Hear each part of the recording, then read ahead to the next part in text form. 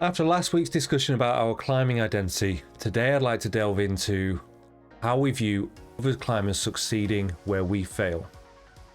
This was a bit of a discussion I had on Instagram, so I'd like to take some of what I heard people saying, which is very common around a climbing wall, and just expand upon that a little bit.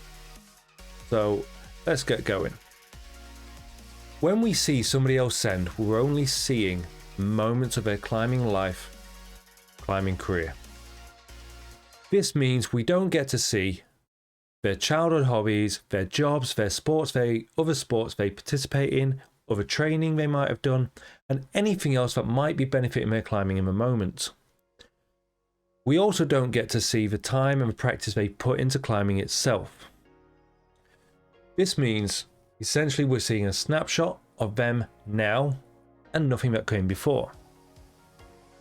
Another thing to consider is it's very rare that somebody is jumping on a climb with the intent of practicing it or with the intent of sending it just to offend you.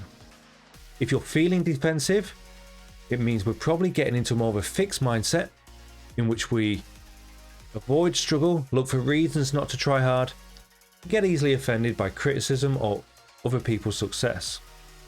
So what we need to do in this sort of situation when we're saying things like, they only did it because they're stronger than me, they only did it because they're more flexible, they only did it because they're taller, they only did it because they're smaller and lighter, and more. When we hear ourselves saying these things, we need to reappraise the way we're looking at the climber. Was there something else I could have learned? Even from a taller climber, the position their hand sits on the hold might be useful to us.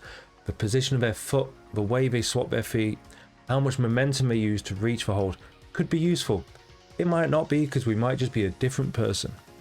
But if we find ourselves consistently making these assumptions, we need to find a way to test them, especially if it's something like technique, strength, flexibility that we can actually work on. So they're the things I would more look for rather than somebody's body shape.